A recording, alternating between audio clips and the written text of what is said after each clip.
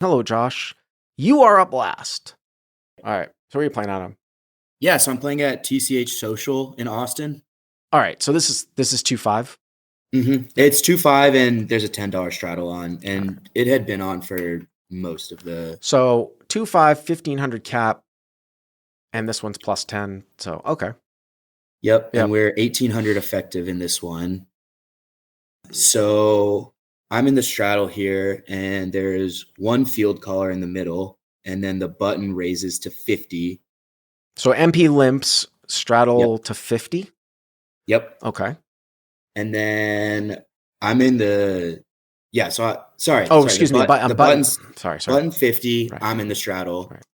I have six of spades, six of clubs. All right. Straddle. Six of spades, six of clubs.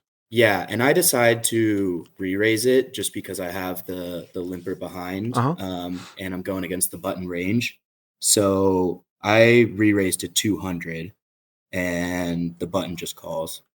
So MP limp, button to 50, hero in the straddle starts to 3-bet this one to get the limper out, raises it to 200, and the button defends. I assume that if you were heads up, you would not have 3-bet it. Or, I mean, I don't know, maybe against a button open.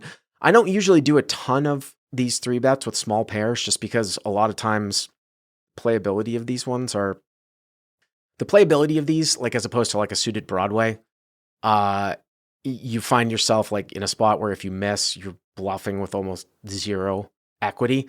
What's interesting is like on some boards, even in situations where you're not necessarily 3-betting, but when you're in a single raise pot, if you raise with small pairs, those the small pairs sometimes are like the hands that you bluff with on certain runouts that are entirely disconnected because it's something that has absolutely no showdown value. That it becomes a part of a bluffing range at some time.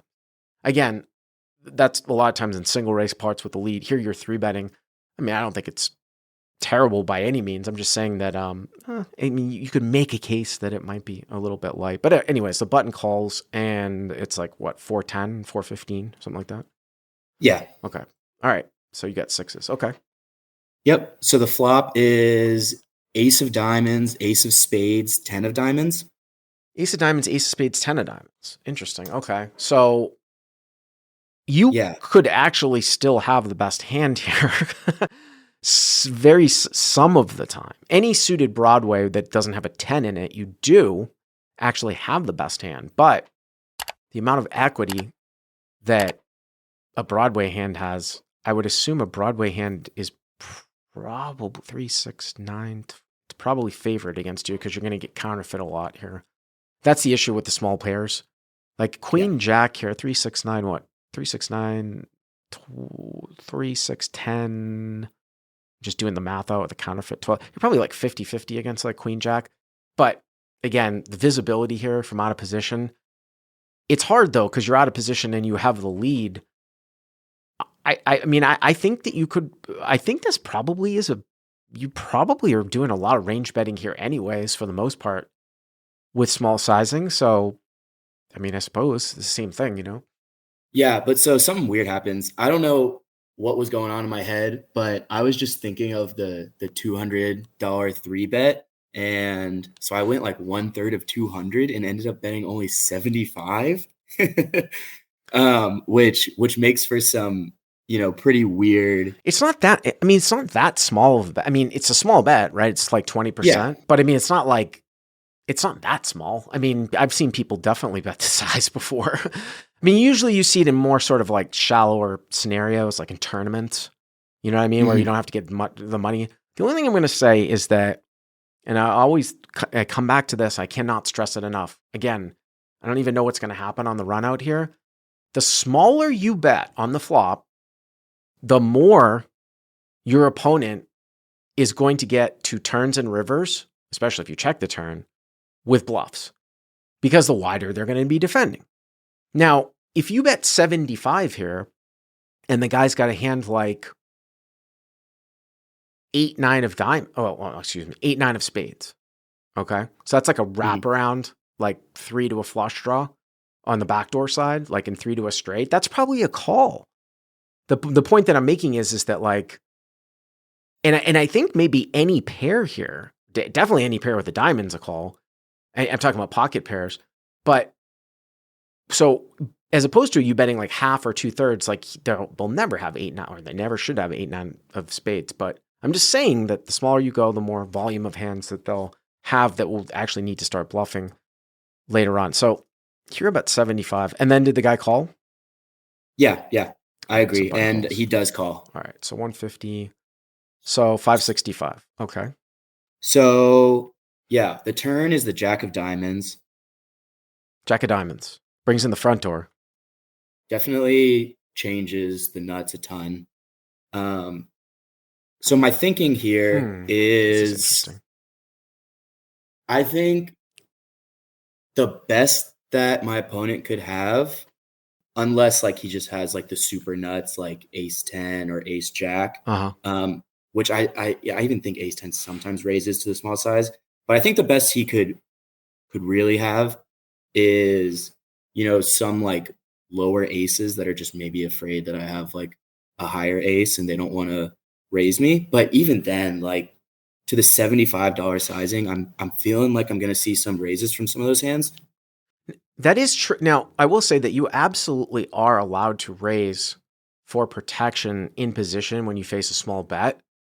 The thing that I will say though is that not necessarily on all boards.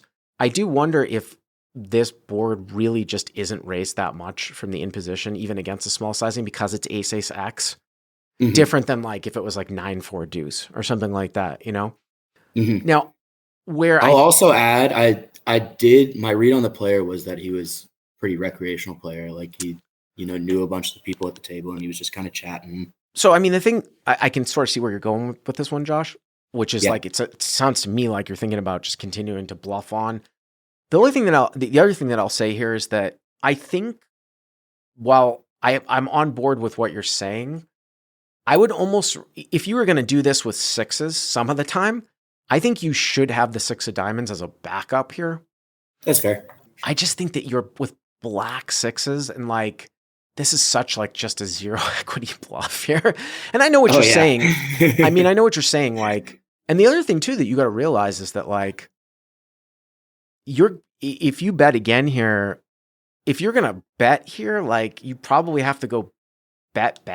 It's a weird one, right? Like, because there are hands that might call you here on the turn that are not trips, but are pairs that contain a diamond, right? There's 3 diamonds out there that you'll get to fold on the river, but you won't have to go that large at the end. So I think a mistake if you're running a bluff line would be to go like bet and then just like blast like some sort of polarizing huge bet at the end. I don't think that's efficient. I think it would probably be bet and then maybe even followed up with like a cleanup bet at the end, kind of small, like 1/3 or something like that to get the 10x and the jack x out. I just don't know with black sixes though. If I'm choosing this one, I think I probably just shut it down now personally, but yeah, that's fair. Yeah. I did decide to keep going. Yeah. And so I actually went for another small size because I really wanted to just really like, I wanted him to get greedy with his, flushes and etc. So I went 175 because I was really just trying to see like if he raises me, then I'm like, all right, I'm done. But if he just calls, then I feel like I have another bullet in the clip and, I can fire on rivers. So I'm actually going to jump ahead of myself. Does he just call, I assume? He does just call, yeah. So can you get on board with what I was saying just before what you said the action was here? So you bet 175, the button calls, right? So now the pot is going to be like 915. I'm assuming that on the river it wasn't like a 4. Let's just pretend, I don't know what the river is, but let's just say that the river is not a 4 flush river. The pot's 915.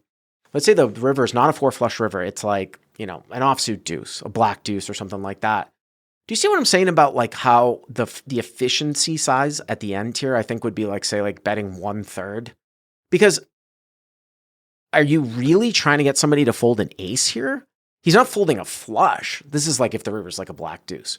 So what I would be trying to do is to get somebody to fold like king 10, queen 10, jack 10, queen jack. You know what I'm saying? So, yeah. All the hands that are the 10x and the jack x that were stuck around here.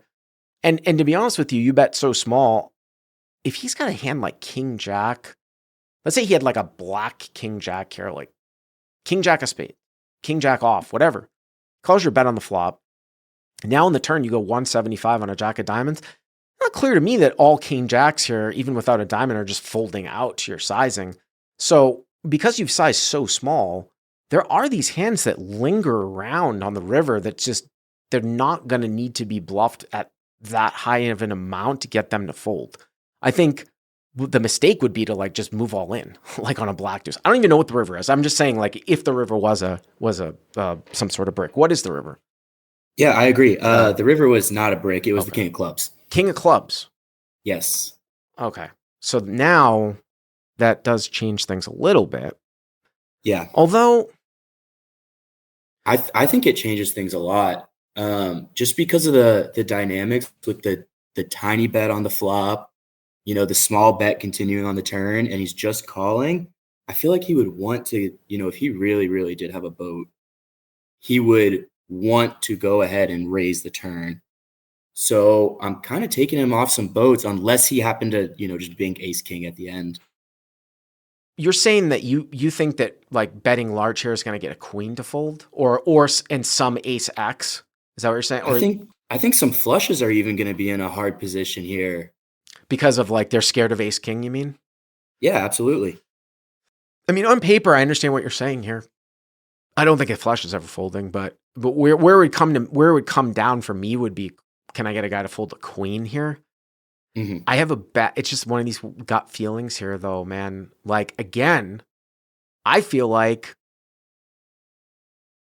I don't know if you jam here, if many queens is folding as you think. Now, if you could get a bunch of queens to fold, and you could get some, I don't know how much ace X he has, like ace 5 or something like that to fold, that didn't raise off, I suppose you could make a case for that. The other thing that I was kind of thinking about though too is that are there enough still like of these two pair hands that you like king 10, king jack, jack 10, you'd have to do, it's hard to kind of do the math out on the fly. A queen jack. Right, but that's a queen though, right? Right. I was just thinking I was thinking about again using the same sizing that I was going to use at the end. Like if you bet 300 here, could you get all those two pair holdings to like fold out, and then is it possible that like an ace might fold? I don't know. It's weird. I don't know if it, like ace 4 or something like that might fold. That would be the best of everything if you could get jack 10, king jack, king 10, and some like weak aces to fold for like 350 here at the end, as opposed to just jamming and trying to get like a queen to fold or maybe some diamonds to fold. I mean, listen, I understand what you're saying for sure. You think that the guy might be scared. I just don't know in reality. If you think that you can get a queen to fold here, then I suppose it could make sense. I just don't know if I necessarily am on board with that 100%. I guess is what I'm trying to say. Okay. I see what you're saying. I did think I could get a queen to fold. I thought he was a little more of a passive player just from what I was playing. I thought I could even put some flushes in, a world of hurt, like maybe some of the smaller flushes. But yeah, I did go for the jam. Okay. And he doesn't take too long, and he does fold, and he shows a queen. Wow. He shows a queen? Yeah, he had king queen.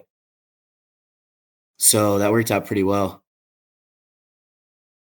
So what were you going to do? I mean, yeah. I mean, I don't know if it's necessarily empirical. I mean, if he shows it, I mean, it's not necessarily empirical evidence that it will always work, but yeah, right. I suppose. I'm trying to think. So if I had king queen here and then you jammed at the end, it would really depend if I thought you were capable of running, some sort of massive bluff. The other interesting thing of note here too is if you had like yourself had ace 4, like ace 5 and had 3-bet and had taken the same line, I don't think you need to turn trip aces into a bluff here because you beat king 10, king jack. I mean, I guess if you're going to get a guy to fold a queen always, I suppose you could say that, well, I've got ace 4 here, so he's got less boats. So I'll make the same play. right? Like if you have Yeah. an ace in your hand. But then Yeah, that's an interesting you point. do beat the king jack and king 10. No, I mean, it's interesting. So on a brick though, were you gonna bluff small, like I had said before, like a black deuce? I think bluffing smaller makes a lot more sense on a brick. Yeah, Yeah, once the king came, I started thinking about it. I was like, I have just all of the nuts here, and he has none of them. yeah. So how to win says most people don't run their small non-showdown pairs for 3 streets. Scary board for your uncapped range. That's definitely true. And like I said, most people will not take some of these times. Like when we get in these situations, especially on the call-in show, I would say that when somebody's like has like somewhat like a fairly strong hand, but a non-nut hand, and they're thinking about like say bluff catching against somebody else that's made an aggressive, really aggressive play, and guy's quite polarized, right? What ends up happening is like you can overfold a lot of rivers because people don't find this specific bluff with the small pairs or turning certain hands into bluffs that they're supposed to. I still think though on the turn that you probably should have a diamond. I would think that having a diamond in your hand is better just as a pure backup. But I think there's a lot better combos for yeah, sure. yeah. It's exactly what I was thinking. People really just won't do this at this game. Mm-hmm. And I mean, he folded pretty easily, that queen. Like it didn't take him long, and he was just like that king improve you. I just mucked my hand. I was like, yeah, I have ace king because I don't really want them knowing I'm capable of that. But Do you remember if he had a diamond in his hand, by the way? I don't remember that detail now. Because I just wonder too, like if the river was like say the river was like the 3 of diamonds or the deuce of diamonds. Now, again, I Mhm. think at that point you still probably should go like 300. Mhm. I think you almost have to. I mean, I guess that's a worse card for you. I mean, because I guess it's worse because now some of the king tens and the queen jacks call the ones that have the diamond, but I don't know if I would find it in me to bluff a fourth diamond for 300. personally. Yeah. Yeah, I mean, it's just weird though because you went so small. You'd have to think about are all these hands continuing on the turn without a diamond. But answers the call. Thank you very much. I appreciate it, Josh.